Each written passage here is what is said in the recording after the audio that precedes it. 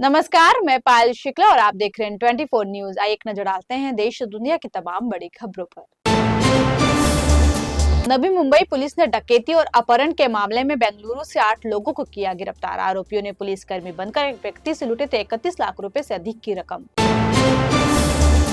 प्रसिद्ध चित्रकार एमएफ हुसैन की विवादित पेंटिंग्स की नीलामी का हिंदू जनजागृति संगठन कर रहा है विरोध। संगठन का है कहना, हुसैन ने किया भारत माता का आपत्तिजनक चित्रण। 12 जून को मुंबई के हैमिल्टन हाउस की पंडोल आर्ट गैलरी में होगी एमएफ हुसैन की पेंटिंग्स की नीलामी। एमएफ हुसैन की पेंटिंग्स पर जारी विवाद के बीच हिंदू जनजागृति समिति ने महाराष्ट्र के मुख्यमंत्री देवेंद्र फडणवीस, केंद्रीय गृह मंत्री अमित शाह, मुंबई पुलिस आयुक्त और जिलाधिकारी के नाम सौंपा ज्ञापन। इसमें दी गई चेतावनी, अगर नीलामी रही जारी तो होगा तीव्र आंदोलन। अभिनेता डिनो मोरिया के घर छापेमारी के बाद ईडी ने उन्हें भेजा समन। 65 करोड़ के मीठी नदी घोटाले में पूछताछ के लिए बुलाया गया। ईडी की टीम अगले हफ्ते डिनो मोरिया से करेगी पूछताछ। मुंबई के गिरगांव इलाके में पोस्टर लगाकर राज ठाकरे और उद्धव ठाकरे से एक साथ आने की अपील। पोस्टर में लिखा, मराठी लोगों को बचाए। 8 करोड़ मराठी लोग बेसब्री से दोनों के एक साथ आने का कर रहे हैं इंतजार।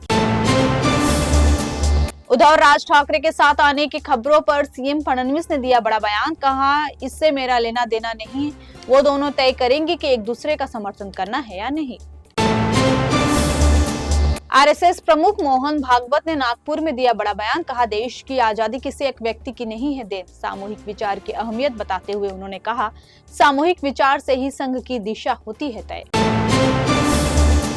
उद्धव राज ठाकरे के बीच सुलह को लेकर एनसीपी एसपी की नेता सुप्रिया सुले ने कहा, उद्धव ठाकरे और राज ठाकरे अगर साथ आने का लेते हैं फैसला तो मैं इस फैसले का करती हूँ स्वागत। वे एक परिवार के हैं और बाला साहेब की विशाल विरासत का है हिस्सा।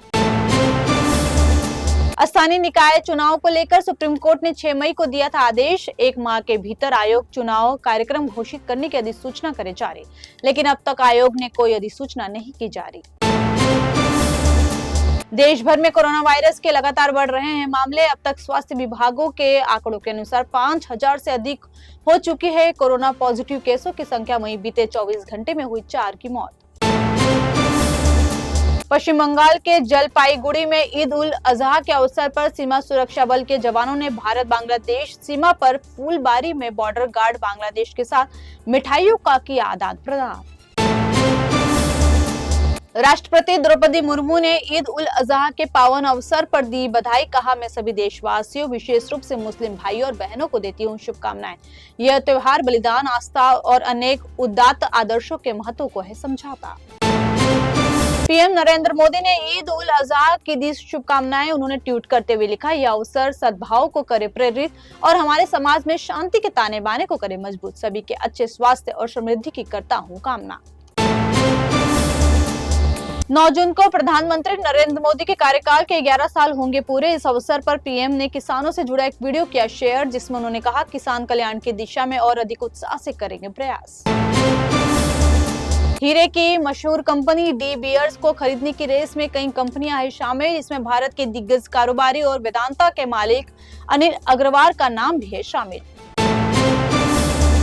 देश भर में बकरीद की धूम। प्रदेश के तमाम राज्यों में आज सुबह नमाज अदा करने के बाद लोगों ने एक दूसरे को दी बधाई। उत्तर प्रदेश के कई जिलों में नमाज अदा कर प्रदेश में अमन चैन के साथ देश के सैनिकों के लिए मांगी गई दुआ।